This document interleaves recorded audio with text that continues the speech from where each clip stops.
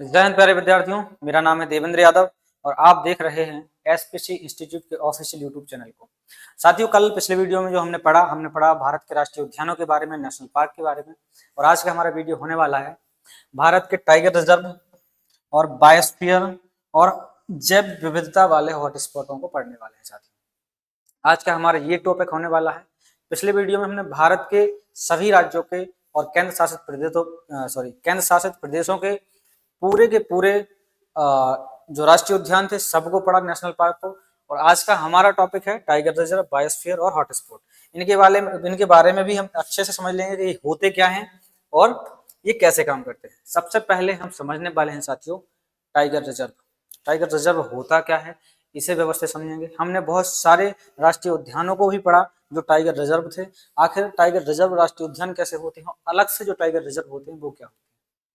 इसकी परिभाषा अगर हम आपको बताएं साथियों, तो बाघों यानी टाइगरों की आबादी को बचाने और उनके आवासों को संरक्षित करने के लिए नामित एक विशेष क्षेत्र होता है। क्या होता है साथियों? एक ऐसा एरिया होता है जहां पर बाघों को बचाने के लिए उसको एरिया को नामित कर दिया जाता है, यानी उसको बना दिया जाता है। तो वो कहलाता है टाइगर रिजर्व एरिया। क्या कहलाता है फिर साथियों? Tiger reserve area. यह एक राष्ट्रीय उद्यान या वन्य जीव अभ्यारण्य भी हो सकता है। यहाँ पे याद रखना साथियों, ये क्या हो सकता है? यह एक राष्ट्रीय उद्यान भी हो सकता है या वन्य जीव अभ्यारण्य भी हो सकता है। इसे विशेष रूप से बाघों की सुरक्षा के लिए बनाया जाता है। सिर्फ और सिर्फ बाघों की सुरक्षा के लिए साथियों बनाया जाता है। यहाँ बाघों की सुरक्षा के लिए सख्त कानून लागू होते हैं। अगर जो बाघ जो होते हैं, टाइगर्स जो होते हैं, इनकी सुरक्षा के लिए, जो आप देख सकते हैं टाइगर्स, इनकी सुरक्षा के लिए विशेष कानून लागू होते हैं जिनमें सजा का प्रावधान भी होता है साथियों। चलिए थोड़ा आगे बढ़ते हैं। अब हम देखेंगे टाइगर रिजर्व के जो मुख्य उद्देश्य होते हैं वो क्या थे। इसके मुख्य उद्देश्य क्या थे जिसलिए भारत के अंदर टाइगर रिजर्व कुछ एरियो को सिलेक्ट किया गया। साथियों, बाघों की आबादी को बचाना, इसका पहला उद्देश्य क्या है साथियों? बाघों की आबादी को बचाना, प्रजनन और सुरक्षा के माध्यम से संख्या को बढ़ाना। इनकी आबादी को बचाना, प्रजनन और सुरक्षा के माध्यम से इनकी आबादी को बढ़ाना। यानी प्रजनन आप समझते होंगे साथियों, और सुरक्षा का माध्यम ये होता है कि इनके जीवन की रक्षा की जिम्मेदारी सरकार लेती है और उन्हें संरक्षण प्रदान करती है। दूसरा पॉइंट है आवास संरक्षण। साथियों, कौन सा पॉइंट है? आवास का संरक्षण। उनके रहने के प्राकृतिक क्षेत्रों को मानवीय हस्तक्षेप से पूरी तरह से बचाया जाता है साथियों। वहां पर प्राकृतिक जो क्षेत्र इनका आवास होता है, वहां पर मानव हस्तक्षेप को पूरी तरह से प्रतिबंधित कर दिया जाता है और मानव वहां पर बिल्कुल भी हस्तक्षेप नहीं कर सकता है। ये भी इनका एक पॉइंट है। अगला पॉइंट होने वाला है पारिस्थितिक संतुलन। खाद्य श्रृंखला में बाघ की भूमिका बनाए रखना। साथियों, खाद्य श्रृंखला में बाघ की भूमिका बनाए रखने का मतलब ये है साथियों, ये पारिस्थितिक संतुलन का मतलब ये होता है कि नेचर के जो नियम होते हैं, प्रकृति के जो नियम होते हैं, बाघ जो होते हैं जंगलों में वो दूसरे जानवरों को खाते हैं, ठीक है। और इनका जो सिस्टम होता है, इससे पारिस्थितिक संतुलन बना रहता है। जब जानवरों की संख्या ना तो घट पाती है और ना ही बढ़ पाती है, इसलिए इनकी खाद्य श्रृंखला को बाघ की भूमिका बनाए रखना। कि बाघ अगर रहेंगे तो जो नेचर के अंदर जीव जंतुओं की श्रृंखला है वो एक संतुलित रहेगी। आगे हम बात करते हैं पर्यटन और शिक्षा के माध्यम से वन्य जीवों के प्रति जागरूकता को बढ़ाना। जो इंसान होते हैं भारतीय, उनको जागरूक करना कि वन्य जीव हमारे लिए कितने जरूरी हैं, और शिक्षा के लिए भी और पर्यटन स्थल के लिए भी इनको क्या किया जाता है साथियों? वन्य जीव अभ्यारण्य या टाइगर रिजर्व जो होते हैं इन्हें बनाया जाता है। थोड़ा सा आगे बढ़ते हैं। प्रोजेक्ट टाइगर का इतिहास क्या है? जो प्रोजेक्ट टाइगर है, टाइगर जो रिजर्व एरिया होते हैं वो कहां से शुरू हुए और कैसे शुरू हुए, इसको समझते हैं। प्रोजेक्ट टाइगर एक प्रोजेक्ट था सरकार का, जिसके तहत टाइगर्स मतलब बाघों को बचाने का प्रस्ताव आया सरकार के सामने और उन्होंने इसे लागू किया। स्थापना की अगर हम बात करें साथियों, 1 अप्रैल 1973।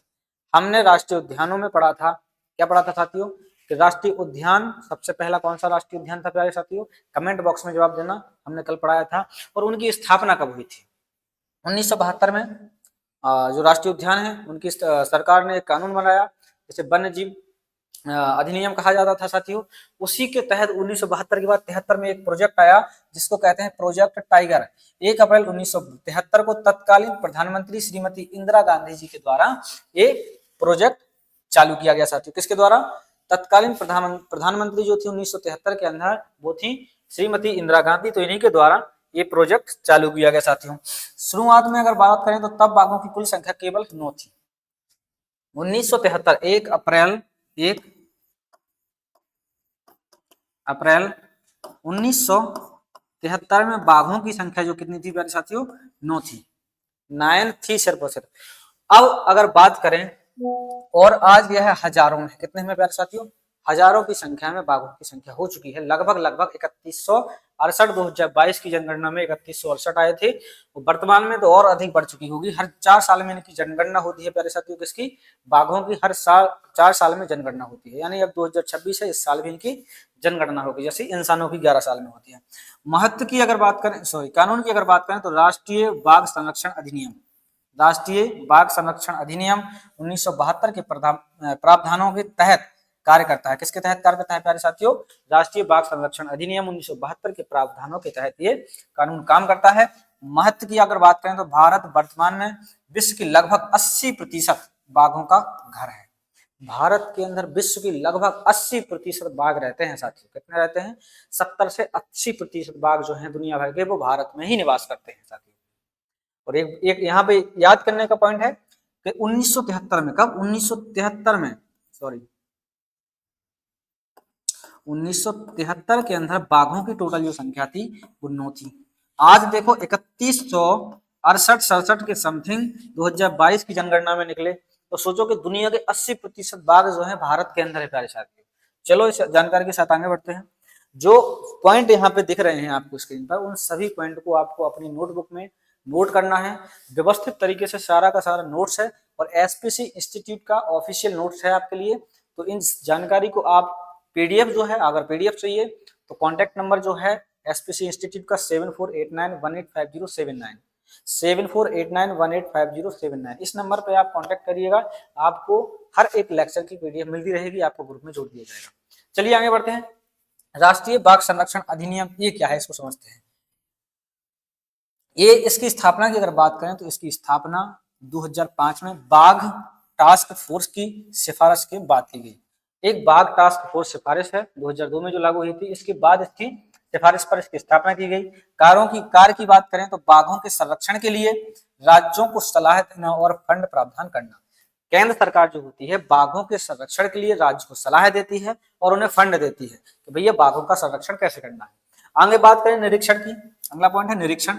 यह सुनिश्चित करना कि टाइगर रिजर्व क्षेत्रों में अवैध गतिविधि ना हो। निरीक्षण जो होता है यह एक गतिविधि होती है जिसके तहत सरकार बार बार जो टाइगर रिजर्व स्टेट होते हैं या टाइगर रिजर्व एरिया होते हैं वहां का निरीक्षण करते हैं और यह देखते हैं कि यहाँ पर कोई अवैध गतिविधि तो नहीं हो रही है साथियों। उम्मीद करते हैं इतने पॉइंट आपको समझ में आए होंगे। अगला पॉइंट देखो, रिपोर्ट की अगर बात करें तो हर 4 साल में होने वाली बाघ जनगणना की देखरेख करना। ये रिपोर्ट जो होती है सर 4 साल में एक बार आती है। कब आती है साथियों, 4 साल में एक आती है। पिछली 2022 में आई थी जिसके तहत 3168-67 के समथिंग बाघों की संख्या थी। अब 2026 यानी अब आने वाली है। अब जो रिपोर्ट आएगी उससे पता चल जाएगा कि जो बाघों की जनगणना हुई है उसमें बाघों की संख्या 2022 से 2023 के बीच में कितनी बड़ी है। क्लियर है साथियों, चलो आगे बढ़ते हैं। अब हम पढ़ने वाले हैं इंटरनेशनल बिग कैट अलायंस। ये इंटरनेशनल संगठन है। हमने जो अंतरराष्ट्रीय संगठन पढ़ाए थे उनमें इसको छोड़ दिया था क्योंकि ये उतना इंपॉर्टेंट नहीं रहता है, लेकिन जब हम प्रोजेक्ट टाइगर की बात करते हैं तो इंडिया में ये इंपॉर्टेंट हो जाता है क्योंकि जो इंडिया है भारत का 80% बाघों का घर है। ठीक है, तो ये इंटरनेशनल एक संगठन है, इंटरनेशनल बिग कैट अलायंस। गठन की बात करें तो अप्रैल 2023 यानी अभी हुई थी में प्रोजेक्ट टाइगर की 50वीं वर्षगांठ पर लॉन्च किया गया साथियों। कब किया गया, 50वीं वर्षगांठ पर लॉन्च किया गया। 1973 से 23 में कितने साल हो गए, 50 वर्ष हो गए। तो 50वीं वर्षगांठ पर इसको लॉन्च किया गया। किसको, इंटरनेशनल बिग कैट अलायंस को। यह 96 देशों का एक बहुदेशीय संगठन है। 96 देशों का अलायंस है साथियों। क्या है, अलायंस है। 96 देशों का अलायंस है। बहु एजेंसी गठबंधन है। क्या है साथियों, बहु एजेंसी गठबंधन है जो उन देश के टाइगर रिजर्व एरिया होते हैं उनका और हमारे देशों का सबका मिलके एक संगठन है जिसे कहते हैं international big cat alliance. Clear साथियों, इसमें 7 बड़ी बिल्लियों की प्रजाति हैं साथियों। किसकी हैं, 7 बड़ी बिल्लियों की। पहला बाघ, दूसरा शेर, जानते हैं तेंदुआ को भी हम जानते हैं, हिम तेंदुआ को भी जानते हैं हमने उसमें राष्ट्रीय उद्यान में पड़ा हिम टाइगर जो लद्दाख में उसका हेमिस जो है, हेमिस सॉरी अपना हेमिस राष्ट्रीय उद्यान है, उसके अंदर हिम तेंदुआ है। अगली बात अगर हम करते हैं चीता की, यहाँ पे जैगुआर की। जैगुआर जो होता है वो टोटल आपने देखा होगा, जब मोगली का आपने सीरियल देखा होगा, उसमें एक ब्लैक उसके साथ रहता है, मोगली के साथ पैंथर जैसा, ब्लैक पैंथर। आपने अगर मूवी देखी हो ब्लैक पैंथर, तो उसमें जो काला चीता रहता है उसको कहते हैं जैगुआर। और इसमें एक है प्यूमा, जो इंडिया में नहीं है बल्कि विदेशी प्रजाति है प्यूमा। ये भी इन्हीं की प्रजाति होती है। किसकी होती है साथियों? 7 बिल्लियों में शेर, बाघ, तेंदुआ, हिम तेंदुआ, चीता, जैगुआर और प्यूमा। ठीक है, इनमें से 5 प्रजातियां बाघ, शेर, तेंदुआ, हिम तेंदुआ और चीता, जैगुआर को छोड़कर हिम तेंदुआ भारत में पाई जाने वाली प्रजातियां हैं। कौन सी प्रजातियां साथियों? 7 बड़ी बिल्लियों में से 5 बिल्लियों की प्रजाति भारत में है, जिसमें से जैगुआर और प्यूमा को छोड़कर सारी की सारी प्रजाति, जिनमें बाघ, शेर, तेंदुआ, हिम तेंदुआ और चीता शामिल है साथियों। चलिए आगे बढ़ते हैं। अगला हमारा पॉइंट होने वाला है भारत में बाघों की संख्या 2022 के अनुसार। कब के अनुसार साथियों? 2022 के अनुसार। देखो 3682 थी, सॉरी हमने 3168 लिखवाई है, 3682 थी। कितनी थी? भारत में बाघों की संख्या 2018 में 2967 से बढ़कर 2022 में 3682 हो गई। कितनी होगी साथियों? 3600, लगभग 700 से 800 के बीच में। कितने साल में? 4 साल में 700 से 800 के बीच में इसकी संख्या का बढ़त हुई है साथियों। अब हम बात करते हैं इनके राज्यवार। मध्य प्रदेश में कितने हैं, कर्नाटक में कितने हैं, इनकी संख्या के बारे में बात कर लेते हैं। ठीक है साथियों, सबसे अधिक अगर हम टाइगर की बात करें तो टाइगर स्टेट के नाम से भी मध्य प्रदेश को जाना जाता है, जो कि अपना प्रदेश है। टाइगर स्टेट के नाम से किसे जाना जाता है? मध्य प्रदेश में। इसकी सबसे अधिक संख्या 785 है। मध्य प्रदेश के अंदर टाइगर की संख्या कितनी है? 785 है 2022 के अनुसार। कर्नाटक में अगर दूसरे राज्य के रूप में हम बात करें तो कर्नाटक के अंदर 563 बाघों की संख्या है साथियों। कितनी है? 563। कर्नाटक के बाद आ जाता है उत्तराखंड, 560 संख्या निकली थी साथियों। महाराष्ट्र में बात करते हैं 444। इन पॉइंट्स को अच्छे से याद करते जाओ और हम आगे भी विस्तार से इनकी जानकारी देने वाले हैं। हम सभी राज्यों को इसलिए नहीं लिख रहे साथियों क्योंकि हर एक राज्य में ना तो टाइगर रिजर्व स्टेट है और ना ही ऐसा कोई कई राज्य छूटे हुए हैं जहां पर टाइगर की संख्या जो है 0 है। इसलिए हमने मुख्य पढ़े, पहला है मध्य प्रदेश, दूसरे पे है कर्नाटक, तीसरे पे उत्तराखंड और चौथे पे है महाराष्ट्र। इन्हें ऐसे भी याद कर सकते हो कि ये जंगली राज्य है, सबसे अधिक जंगल भी मध्य प्रदेश में है, इसलिए आप इसे काउंट कर सकते हो। और यहाँ पर जो नेशनल पार्क हैं साथियों, नेशनल पार्कों की संख्या भी यहाँ पे 12 है, इसलिए सबसे अधिक जो टाइगर है मध्य प्रदेश में, ऐसे भी याद कर सकते हो। चलिए आगे बढ़ लेते हैं। अब हम बात करते हैं टाइगर रिजर्व महत्वपूर्ण रिकॉर्डों के बारे में। भारत का पहला टाइगर रिजर्व, भारत का पहला टाइगर रिजर्व कहाँ था साथियों? Jim Corbett, Uttarakhand. 1936 में जिम कॉर्बेट नेशनल पार्क था, उसके बाद 1973 में ये टाइगर रिजर्व बना। ठीक है साथियों, आगे बात करें भारत का सबसे बड़ा टाइगर रिजर्व कौन सा है? भारत का सबसे बड़ा टाइगर रिजर्व नागार्जुन सागर, नागार्जुन सागर श्रीशैलम आंध्र प्रदेश के अंदर है साथियों। कहां पर है? नागार्जुन सागर सैलम आंध्र प्रदेश के अंदर है सबसे बड़ा टाइगर रिजर्व, सबसे ऊंचा टाइगर रिजर्व साथियों। ये पॉइंट बिल्कुल कॉपी पे नोट करने हैं साथियों, बिल्कुल अच्छे से नोट करने हैं। भारत का सबसे ऊंचा टाइगर रिजर्व नामदफा अरुणाचल प्रदेश। हमने ट्रैक में बताया था नामदफा अरुणाचल प्रदेश ने चीन के ऊपर नामदफा रिपोर्ट दर्ज कर दी, क्योंकि वो अरुणाचल प्रदेश के कुछ हिस्सों पे क्या करता था? अपना कब्जा बताता था और नामों को परिवर्तित करता था। तो नाम दफा से याद करना, अरुणाचल प्रदेश में है और ये सबसे ऊंचा टाइगर रिजर्व है। क्या है साथियों? टाइगर रिजर्व है। अब हम आगे बात करते हैं सबसे छोटा टाइगर रिजर्व। सबसे छोटा टाइगर रिजर्व कौन सा है साथियों? Bore tiger reserve. कौन सा है साथियों? बोर टाइगर रिजर्व, जो कि महाराष्ट्र के अंदर है। कहां पर है साथियों? सबसे छोटा टाइगर रिजर्व महाराष्ट्र के अंदर है और जिसका नाम है बोर टाइगर रिजर्व। आगे हम बात करते हैं नवीनतम 98वां टाइगर रिजर्व। भारत के अंदर नवीनतम 98वां टाइगर रिजर्व माधव राष्ट्रीय उद्यान, मध्य प्रदेश। माधव राष्ट्रीय उद्यान कहां पर है साथियों? मध्य प्रदेश में। और नवीनतम टाइगर रिजर्व के रूप में संरक्षित इसे किया गया है साथियों। चलिए आगे बढ़ लेते हैं, टाइगर रिजर्व की सूची देख लेते हैं। आंध्र प्रदेश में देखो टाइगर रिजर्व, अब राज्यवार देख रहे हैं अपन, कैसे देखने हैं साथियों? अरुणाचल प्रदेश के, आंध्र प्रदेश के और असम के, वहीं से ऊपर से स्टार्ट करते हैं। आंध्र प्रदेश के अंदर नागार्जुन सागर श्रीशैलम सबसे बड़ा है। अरुणाचल प्रदेश की अगर हम बात करें नामदफा, पक्के, नामदफा, पक्के और कमलंग, ये टाइगर रिजर्व है। ये टाइगर रिजर्व है साथियों। इसमें नामदफा जो राष्ट्रीय उद्यान है, पक्के ये सिर्फ टाइगर रिजर्व है, और कमलंग भी टाइगर रिजर्व है।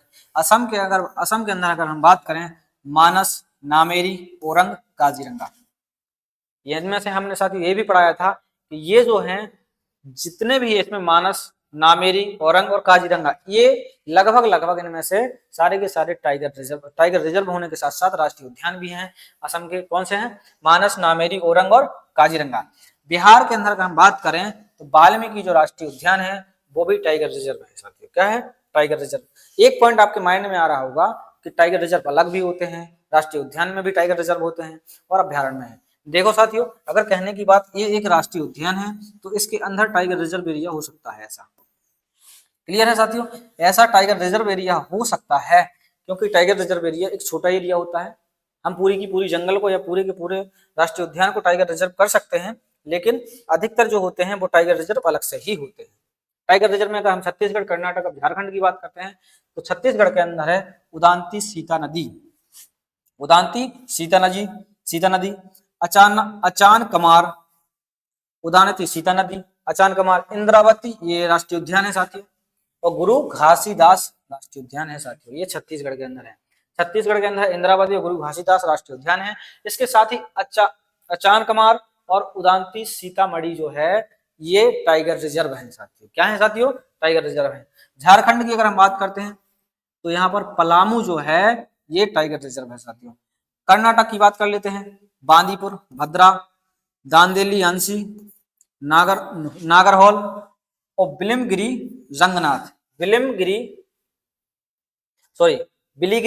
रंगनाथ, ये हैं कर्नाटक के। बांदीपुर, भद्रा, दादेली अंसी, नागरहोल और बिलीगिरी रंगनाथ, ये हैं कर्नाटक के टाइगर रिजर्व एरिया साथियों। थोड़ा और आगे बढ़ लेते हैं। टाइगर रिजर्व में मध्य प्रदेश और महाराष्ट्र को पढ़ना बहुत अनिवार्य है। महाराष्ट्र जो है, महाराष्ट्र के अंदर 444 टाइगर संख्या है और मध्य प्रदेश के अंदर 700 के समथिंग, 700 से 800 के बीच में टाइगर संख्या है। महाराष्ट्र में अगर हम बात करते हैं, कहां पे साथियों? महाराष्ट्र के अंदर तो मेलघाट, ताड़ोबा, सह्याद्री, नवेगांव, नागजीरा, बोर और पैंच, ये कहां पे है साथियों? ये सारे के सारे, पैंच जो है ये राष्ट्रीय उद्यान है साथियों। क्या है? राष्ट्रीय उद्यान है। बाकी जो है ये टाइगर रिजर्व एरिया है। मेलघाट, ताड़ोबा, सह्याद्री, नवेगांव, नागजीरा, बोर और पैंच, ये टाइगर रिजर्व एरिया है साथियों। अब मध्य प्रदेश की बात कर लेते हैं। कान्हा राष्ट्रीय उद्यान है तो ये उसका एरिया हो गया।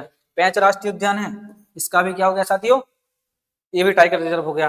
Bandhavgarh tiger reserve, Panna tiger reserve, Satpura tiger reserve, Sanjay Duari tiger reserve area साथियों। काउंटिंग करो, 1 2 3 4 5 6, 1 2 3 4 5 6। ये समझना है कि टाइगर रिजर्व महाराष्ट्र में और अधिक है, सबसे अधिक है महाराष्ट्र के अंदर। अगली बात करते हैं महाराष्ट्र मध्य प्रदेश के ही अंदर, वीरांगना दुर्गावती, माधव राष्ट्रीय उद्यान 98। सबसे लास्ट में कौन सा है? माधव राष्ट्रीय उद्यान जो टाइगर रिजर्व है साथियों। चलिए आगे बढ़ लेते हैं। बांधवगढ़ टाइगर रिजर्व के बारे में थोड़ा सा विशेषता इसकी समझ लेते हैं। बांधवगढ़ टाइगर रिजर्व, बांधवगढ़ अपने उच्च घनत्व वाले बाघों के लिए जाना जाता है। उच्च घनत्व का मतलब ये है, दो हम यहाँ पे टाइगर रिजर्व की बात कर लेते हैं। एक ये टाइगर रिजर्व है और एक ये टाइगर रिजर्व है। इनका एरिया सेम है। इसके अंदर टाइगर्स की संख्या 6 कर लेते हैं, इसके अंदर टाइगर की संख्या 2 कर लेते हैं।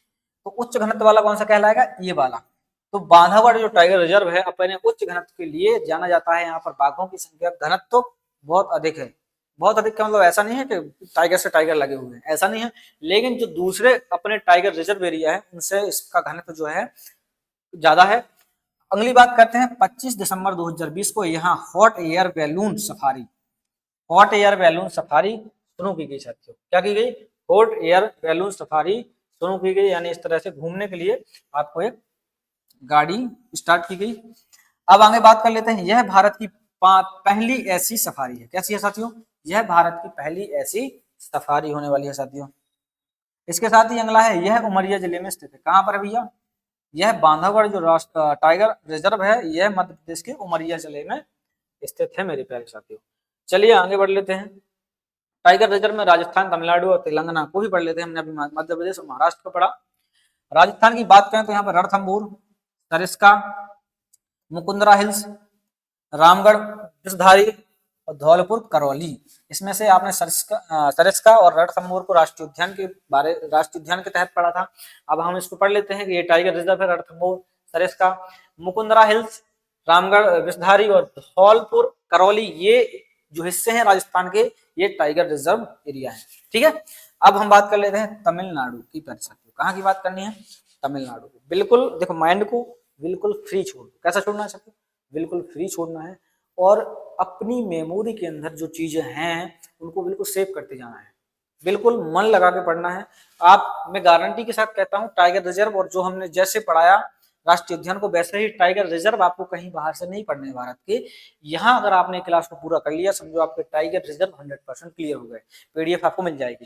ठीक है, तमिलनाडु के अंदर कलाक्कड़, मुंडनथुराई, कलाक्कड़, मुंडनथुराई, अन्नामलाई, मधुमलाई, सत्यमंगलम,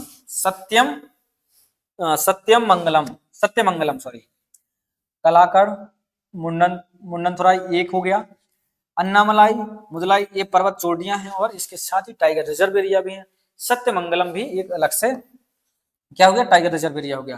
तमिलनाडु के अंदर ही हम और आगे बात करते हैं श्री विलीपुथुर मेघामलाई, ये भी एक इसका क्या है? तमिलनाडु का टाइगर रिजर्व एरिया है। अब बात करते हैं हम तेलंगाना राज्य की। किसकी? तेलंगाना की। कावल और अमरावाद दो एरिया हैं। कावल और अमरावाद दो एरिया हैं जहां पर टाइगर रिजर्व एरिया है। ठीक है, आगे हम बात करते हैं। अगला हमारा होने वाला है उत्तर प्रदेश, उत्तराखंड, बंगाल और उड़ीसा। उत्तर प्रदेश के अंदर बात करें तो दुधवा राष्ट्रीय उद्यान है, तो इसको भी टाइगर रिजर्व के अंदर रखा गया है। पीलीभीत, रानीपुर और अमानगढ़, ये जो चार एरिया हैं ये उत्तर प्रदेश के टाइगर रिजर्व एरिया है, जिसमें से एक जो है वो राष्ट्रीय उद्यान है। उत्तराखंड की अगर हम बात करें, ये जिम कार्बेट है और ये राजाजी है। ये दोनों के दोनों क्या है साथियों? राष्ट्रीय उद्यान है, नेशनल पार्क है। इसके साथ ही दोनों के दोनों उत्तराखंड के टाइगर रिजर्व एरिया भी हैं। पश्चिम बंगाल में हम बात करते हैं सुंदरवन और बुक्सा, ये भी दोनों के दोनों क्या हैं साथियों? सुंदरवन और बुक्सा या बक्सा कह सकते हैं, जो टाइगर रिजर्व एरिया है। उसके साथ ही दोनों के दोनों क्या हैं प्यारे साथियों? नेशनल पार्क भी हैं। उड़ीसा में अगर हम बात करें सिमलीपाल और सतकोसिया, ये टाइगर रिजर्व एरिया है। सिमलीपाल जो है उड़ीसा के अंदर सिमलीपाल और कोसिया जो है, ये दोनों के दोनों टाइगर रिजर्व एरिया है। हम उड़ीसा तक पहुंच गए। अब हम केरल की बात कर लें तो साथियों, कहाँ की? केरल की, जिसे केरलम, यहाँ पे लिखना है केरलम, क्योंकि हम बार बार इसलिए बता रहे हैं केरलम, किसका राज्य नाम बदल गया है। ये जो पेरियार राष्ट्रीय उद्यान है इसका नाम है, और परम्बिकुलम ये भी टाइगर रिजर्व एरिया है। इसके साथ पेरियार वाला जो राष्ट्रीय उद्यान है वो भी टाइगर रिजर्व एरिया है। हमने यहाँ तक टाइगर रिजर्व एरिया के बारे में बहुत अच्छे से पढ़ा। उम्मीद करते हैं कि आपको ये जो टॉपिक है बहुत अच्छे से समझ में आया, और अगर समझ में नहीं आया तो यहाँ से वीडियो को दोबारा रिपीट कर लेना, तो आपका दूसरी बार में मैं मानता हूँ कि 100% क्लियर हो ही जाएगा। ठीक है, अब पढ़ते हैं बायोस्फीयर रिजर्व। बायोस्फीयर रिजर्व क्या कहलाता है? टाइगर रिजर्व में तो भैया टाइगरों, बाघों की सुरक्षा की बात हो गई। बायोस्फीयर रिजर्व क्या होता है इसके बारे में हम थोड़ा सा समझ लेते हैं। UNESCO, United Nation Educational Scientific and Cultural Organization, UNESCO द्वारा नामित प्राकृतिक सांस्कृतिक परिदृश्यों का एक क्षेत्र। बायोस्फीयर का मतलब ये होता है जो प्राकृतिक एरिया हो, जो सुंदर एरिया हो, उसे कहते हैं बायोस्फीयर रिजर्व। यह लोगों और उनकी पर्यावरण के बीच संबंधों को सुधारने पर केंद्रित है साथियों। लोगों को इसलिए बायोस्फीयर के तहत लोगों को जागरूक करना है कि जंगलों को काटो नहीं, उनसे प्रेम करो। क्या करो? प्रेम करो। MAB कार्यक्रम, एक कार्यक्रम होता है MAB, यह 1971 में शुरू किया गया, जिसके तहत बायोस्फीयर रिजर्व जो है एरियाओं को बनाया गया और लोगों को प्रकृति से जोड़ने का एक सुगम रास्ता ढूंढा गया। भारत में कुल 18 बायोस्फीयर रिजर्व हैं। कितने हैं प्यारे साथियों? 18 बायोस्फीयर रिजर्व हैं। इनके बारे में हम आगे पढ़ने वाले हैं। बायोस्फीयर रिजर्व की संरचना के बारे में बात करें तो इसका एक कोर क्षेत्र होता है जैसे पृथ्वी के होते हैं। यह पूरी तरह से संरक्षित होता है। कैसा होता है प्यारे साथियों? संरक्षण, यानी इसकी जो सुरक्षा होती है सरकार के हाथ में होती है। यह मानवीय गतिविधि वर्जित है। क्या है प्यारे साथियों? मानवीय गतिविधि वर्जित है, और ये जो एरिया होते हैं बहुत ही सुंदर एरिया होते हैं। ठीक है, बफर क्षेत्र होते हैं, दूसरा होता है बफर जोन। यहाँ शिक्षा, अनुसंधान और सीमित पर्यटन की अनुमति होती है। यहाँ पर आप एजुकेशनल ले सकते हो, अनुसंधान होते हैं जो वहां पर आप रिसर्च कर सकते हो नेचर के बारे में, और सीमित घूमने की क्या होती है, आपको इजाजत होती है, सीमित तौर पे आप घूम सकते हैं। लेकिन यहाँ पर जो स्टूडेंट्स वगैरह होते हैं उनके लिए ये बफर जोन बना हुआ है। अगला है संक्रमण जोन। संक्रमण जोन साथियों, यहाँ मानवीय वस्तियां और टिकाऊ विकास गतिविधियां होती हैं। क्या होती हैं साथियों, बायोस्फीयर जो होता है वहां पे इंसान रह सकते हैं, लेकिन उसका एक जोन होता है जिसे संक्रमण जोन कहते हैं। उस जोन के अंदर आप बस्तियां बनाकर रह भी सकते हो। ऐसा नहीं कि भाई जमीन सरकार की है तो आप नहीं रह सकते, ऑलरेडी अगर आपका वहां पे मकान वगैरह है तो बस्तियां, टिकाऊ विकास गतिविधियां होती यहाँ पे होती रहती है। चलिए इसके साथ ही हम आगे बढ़ते हैं। बायोस्फीयर रिजर्व महत्वपूर्ण तत्वों के बारे में समझ लेते हैं। पहला बायोस्फीयर रिजर्व 1986 में बना। कब बना प्यारे साथियों, 1986 में। ये नीलगिरी, तमिलनाडु और केरल, कर्नाटक, ये लिखा है तमिलनाडु। ठीक है, तमिलनाडु, केरल और कर्नाटक के अंदर पहला बायोस्फीयर 1986 के अंदर। सबसे बड़ा बायोस्फीयर रिजर्व, सबसे बड़े बायोस्फीयर रिजर्व की अगर हम बात करें तो कच्छ का रण गुजरात है। कौन सा है साथियों, कच्छ का रण गुजरात, जो 12,454 वर्ग किलोमीटर में फैला हुआ है। कितने वर्ग किलोमीटर में, 12,454 वर्ग किलोमीटर में कच्छ का रण फैला हुआ है, जो सबसे भारत का सबसे बड़ा बायोस्फीयर रिजर्व है। कौन सा है, सबसे बड़ा बायोस्फीयर रिजर्व है कच्छ का रण गुजरात के अंदर, 12,454 वर्ग किलोमीटर में। सबसे छोटा बायोस्फीयर रिजर्व साथियों डिब्रू सैखोवा, असम। ये डिब्रू सैखोवा जो था ये हमारा राष्ट्रीय उद्यान है, और इसका जो है ये सबसे छोटा बायोस्फीयर भी इसे माना जाता है। 765 वर्ग किलोमीटर। कितना है, 765 वर्ग किलोमीटर। पहला समुद्री बायोस्फीयर रिजर्व मन्नार की खाड़ी, तमिलनाडु में। भैया मन्नार की खाड़ी जो है ये समुद्री बायोस्फीयर है और पहला समुद्री बायोस्फीयर भी है। इसलिए ये जो 4 पॉइंट है, पहला बायोस्फीयर रिजर्व नीलगिरी, तमिलनाडु, केरल और कर्नाटक। सबसे बड़ा बायोस्फीयर कच्छ का रण गुजरात, 12,454 वर्ग किलोमीटर में। सबसे छोटा बायोस्फीयर रिजर्व डिब्रू सैखोवा असम के अंदर, 765 वर्ग किलोमीटर में इसका एरिया है। पहला समुद्री बायोस्फीयर रिजर्व मन्नार की खाड़ी, जो कि तमिलनाडु में। चलिए आगे बढ़ लेते हैं इसी के साथ। भारत के 18 बायोस्फीयर रिजर्वों को हम पढ़ने वाले हैं। कितने को पढ़ने वाले हैं, भारत के 12 बायोस्फीयर रिजर्व के बारे में हम पढ़ने वाले हैं। पहला लिखो नीलगिरी, जो 1986 में बता चुके हैं हम, तमिलनाडु, केरल, कर्नाटक के अंदर है। दूसरा है नंदा देवी, 1988, ये उत्तराखंड में है। नंदा देवी जो राष्ट्रीय उद्यान हमने पढ़ा ना, उत्तराखंड में ही पढ़ा था हमने। तो यहाँ जो हमने राष्ट्रीय उद्यान वाली जो चीजें पढ़ाई हैं, लगभग ये जो चैप्टर है आपका आधा कंप्लीट, तो अगर आपने पहली जो क्लास की होगी राष्ट्रीय उद्यानों वाली, उससे आपका ये कवर आपको बिल्कुल सहूलियत होगी पढ़ने में, अगर आपने पुरानी क्लास की है। ठीक है, मन्नार की खाड़ी 1989 के अंदर तमिलनाडु में है। नौकरेक जो 1988 में भारत का जो बायोस्फीयर है, बायोस्फीयर रिजर्व नौकरेक 1988 में, ये मेघालय के अंदर है। कहाँ पे प्यारे साथियों, मेघालय के अंदर। अगला होने वाला है हमारा सुंदरवन, जो हमने डेल्टा को पढ़ा, वैसा ही सुंदरवन जो वाला है 1989 में बना। कहाँ पर है प्यारे साथियों, पश्चिम बंगाल में। ठीक है, अगला होने वाला है मानस, 1989 में, ये असम के अंदर है प्यारे साथियों। ये भी क्या है प्यारे साथियों, देखो ये वाला भी, ये नेशनल पार्क है प्यारे साथियों। क्या है, नेशनल पार्क। अगला होने वाला है सिमलीपाल, 1994 में उड़ीसा के अंदर है। कहाँ पे प्यारे साथियों, उड़ीसा के अंदर है प्यारे साथियों। चलिए इसी के साथ एक और देखते हैं, दिहांग दिबांग 1998, दिहांग दिबांग 1998, अरुणाचल प्रदेश। दिहांग दिबांग, ये जो शब्द दिहांग दिबांग है आप समझ लेना, चाइनीज शब्दों जैसा अगर लगे आपको फील हो तो आपको सीधे जाकर अरुणाचल प्रदेश पर टिक करना है। सिमलीपाल 1994 उड़ीसा के अंदर है। चलिए इसी के साथ और आगे हम बढ़ लेते हैं। अगला हमारा है अचनकमार अमरकंटक, 2005 में। अमरकंटक कहां पर है, मध्य प्रदेश में। इसी से याद हो जाएगा, मध्य प्रदेश और छत्तीसगढ़ का कौन सा है बायोस्फीयर रिजर्व जो अपना है, अचनकमार अमरकंटक के अंदर, और जो है मध्य प्रदेश छत्तीसगढ़ में। कच्छ का रण 2008, ये अभी हमने पढ़ा, गुजरात के अंदर है। कहाँ पे साथियों, गुजरात के अंदर। कोल्ड डेजर्ट शब्द आ गया तो समझ जाओ, सॉरी, कोल्ड डेजर्ट जो है ये हमने राष्ट्रीय उद्यान में भी इसको पढ़ा है, तो ये हिमाचल प्रदेश का है। कहाँ का है प्यारे साथियों, हिमाचल प्रदेश का।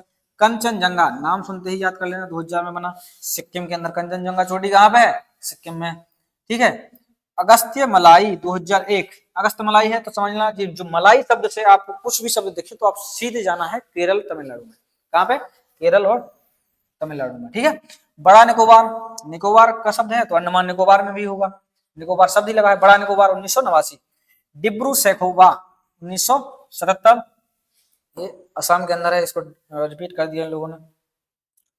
अगला होने वाला है हमारा 17 सेचलम पहाड़ियां 2010, आंध्र प्रदेश के अंदर। प्यारे साथियों कहां पर है? आंध्र प्रदेश के अंदर। इसी के साथ हम आगे बढ़ने वाले हैं। उम्मीद करते हैं कि आपको जो हमने अभी बताए हैं बायोस्फीयर रिजर्व वो समझ में आए होंगे। 18 के 18, इसमें से 2 छोटे हुए हैं, आपको पीडीएफ में मिल जाएंगे। बाकी जो है अब हम पढ़ने वाले हैं जैव विविधता वाला एरिया। किसे पढ़ने वाले हैं प्यारे साथियों? जैव विविधता वाला एरिया।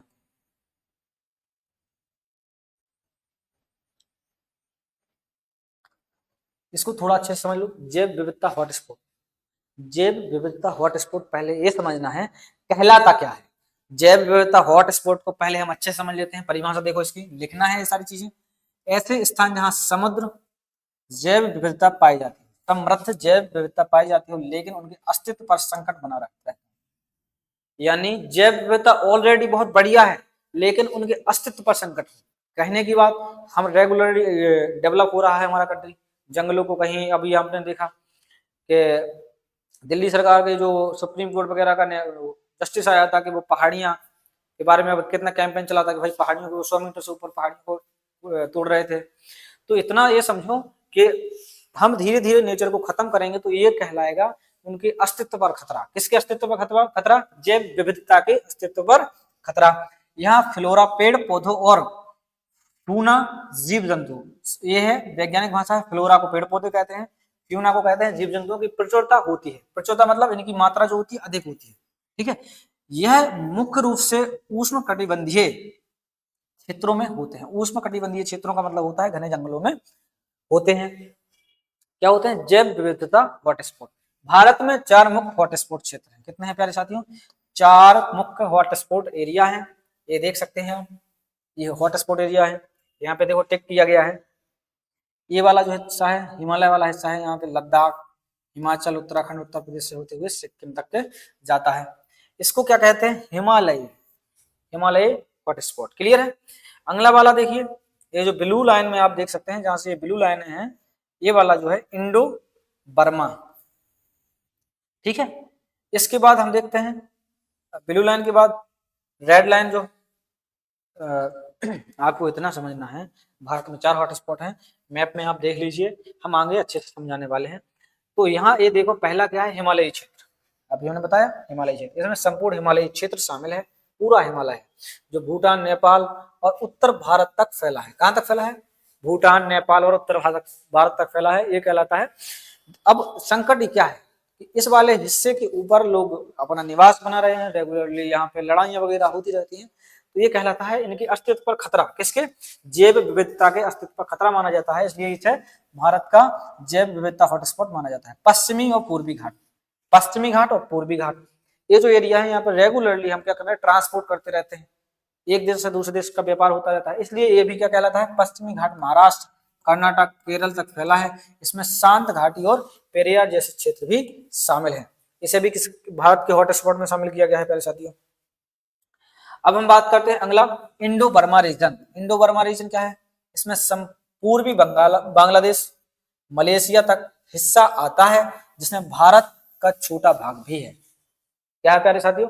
भारत का छोटा भाग भी है। इसे सीधा सीधा क्या कहा गया है? भारत का जैव विविधता वाला हॉटस्पॉट कहा गया। इंडो बर्मा रीजन यानी भारत का हुआ है हिस्सा जो बांग्लादेश से लगा हुआ है, या फिर मलेशिया वाले हिस्से तक ये जाता है, मलेशिया तक जाता है। कहां तक जाता है प्यारे साथियों? मलेशिया तक।